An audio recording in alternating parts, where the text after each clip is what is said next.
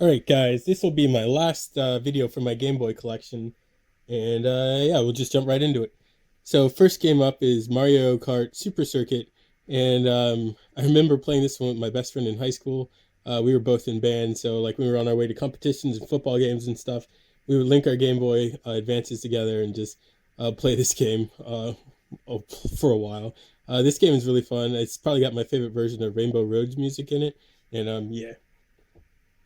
Next is Megaman and Bass. This is a very, very, very, very hard Mega Man game. This game released on the Super Famicom in Japan, and there's repros and stuff of this that you can get for the Super Nintendo. But I think the some of the repros have patches to them that make this game a little bit easier to play. But this Game Boy version is very hard. And I showed this one in a fairly recent pickups video, but Metal Slug Advance, you can't get this sticker off, which kind of sucks. But otherwise, this box was in immaculate condition, and I found it in a local store, which was pretty cool because this game is really hard to find complete in box.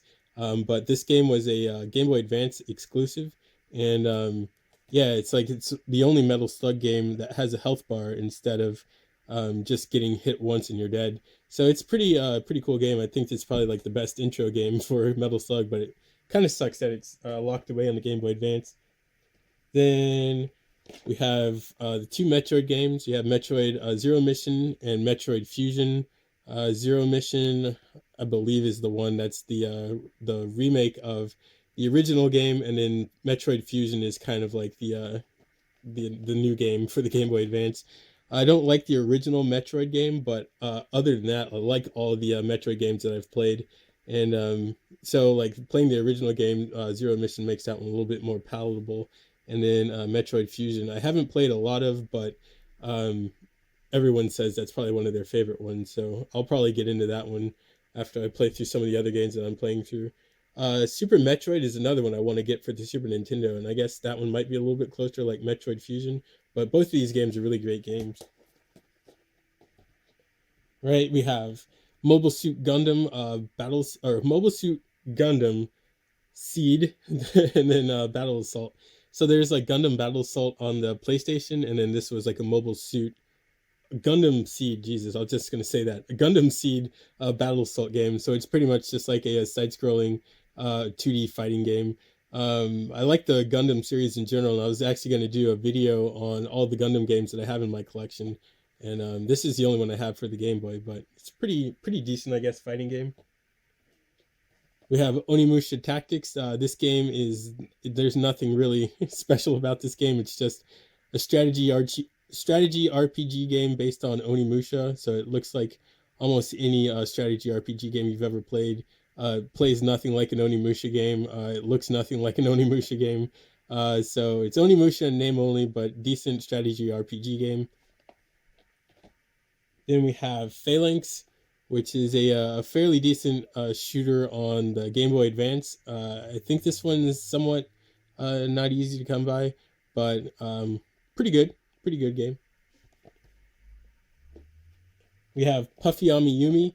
I remember watching this cartoon on Cartoon Network, but I haven't played this game. I ended up picking it up at a local Second in Charles for a few bucks, so I did not pass on it. Like generally, if I pass or if I see a Game Boy Advance game for a decent price, I'll pick it up.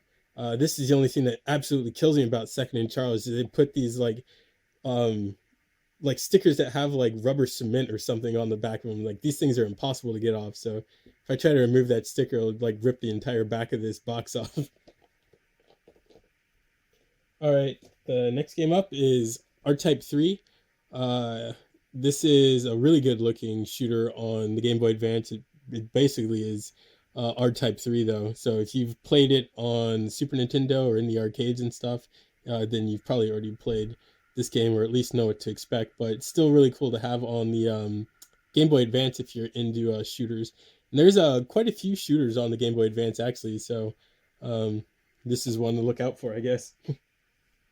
Then we've got River City Ransom, another cool game. I haven't played the original River City Ransom, so I wanted to get this game because it's cheaper and looks better. So I ended up doing that, and yeah, it's a really fun game to play.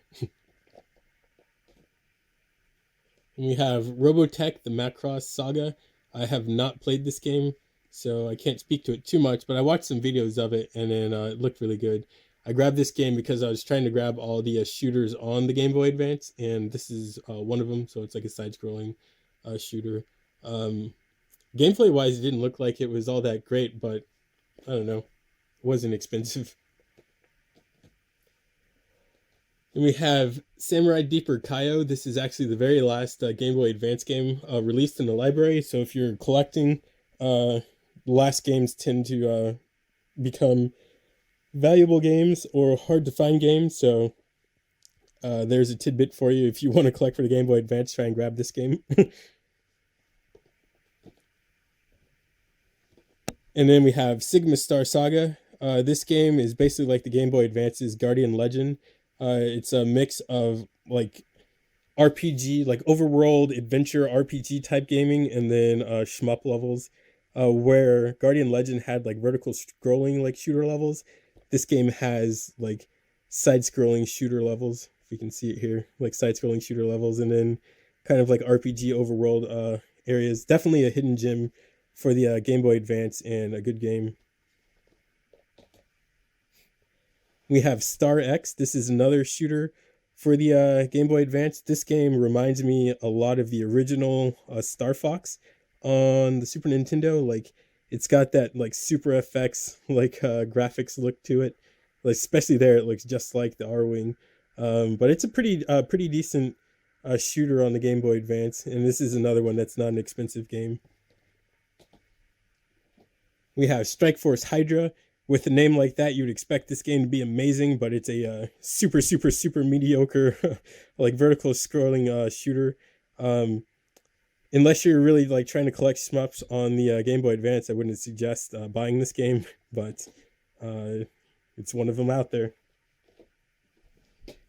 Then Turok Evolution, like I talked about in my Hidden Gems Game Boy Advance video, this game is RFX Interactive's like swan song, their magnum opus. Like this was them at the peak of their developing game, and I don't think they developed the game after this, but this is absolutely their best game. It's a side-scrolling like platformer, kind of like Metal Slug or Contra, and graphically it just looks really good, and gameplay, like I talked about in that Hidden Gems video, is really good. And we have Wade Hixtons Counterpunch. This game is kind of like a Punch Out like knockoff, I guess. Characters look really cartoony, but it really plays a lot like Punch Out. It's a pretty cool game. I think this one will just be sought after because it's a fun game. But yeah. Then we have Yu-Gi-Oh! World Championship Tournament 2004. I actually bought this game. Like my dad was working in California, and he had surgery, so he kind of needed someone to help him out. So I went to California with him, and while he was at work or working, I was kind of stuck in a hotel. So like I walked like 5 miles to the nearest store, which was the Best Buy, and I was looking just for a game to play so I could at least stay occupied in the hotel room. So I ended up finding Yu-Gi-Oh because I was really into trading card games at the time, and I'd watched a few episodes of Yu-Gi-Oh and I didn't really care for it, but I remember it was a trading card game, so I grabbed it and played it, and I actually had a lot of fun with this game. And I kind of wish that Yu-Gi-Oh games, I guess, kind of became more like the PC versions of like Magic the Gathering, and like even maybe like the Xbox version, where some of the character animations and stuff were a little more exciting than just kind of watching cards and stuff. But anyways, it was a pretty fun game. I played the hell out of this game, and probably just one of my favorite Game Boy Advance games out of nostalgia. Then the last game up here, at least for my North American games, is going to be Legend of Zelda: The Minish Cap, and it's probably like my third favorite Legend of Zelda game, which was kind of surprising to me. Yeah, this game is a lot of fun. Like I didn't really think I was gonna like the shrinking and like growing big mechanic in this game, but given like some of the other like gimmicks that came later in the Legend of Zelda series, this one was weak sauce compared to like having to control Link entirely with the stylus. But like the story in this game is really fun. Graphics are really good. and then just the story was really good. It's just like a very short Legend of Zelda game was the only gripe I had with this game, but this one, for whatever reason, is a fairly expensive game for Legend of Zelda standards, and yeah, fun game though. And then I've got 3 import games here that are going to be all shooters, like I was talking about. I just wanted to get the entire shooting collection. So we have Darius R, which there's the Darius game on the PSP, and then the Darius game that just came out for the Vita. And I know there's Darius games on Taito Legends too, and then there's a bunch of them for the Sega Saturn. So like the Darius series is just a really good shooter series, and this game kind of falls in the same vein. And with the box art like that, you can't go wrong.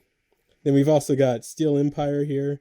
This is another one, like Starfish developed. I talked about Heavenly Guardian, Saint, and Monkey King. I forgot what the other one was, but 3 games on the Wii that were developed by Starfish. This game was also developed, published by Starfish for the Game Boy Advance. Another very cool shooter for the Game Boy Advance. And I forgot the actual name of this game, but it's like a vertical scrolling police shooter. Yeah, like this game is kind of mediocre, I guess. Like colors in it, I guess it's kind of like Twin B to me. Like colors wise, it's really vibrant and kind of interesting. Gameplay wise, it's very boring and bland.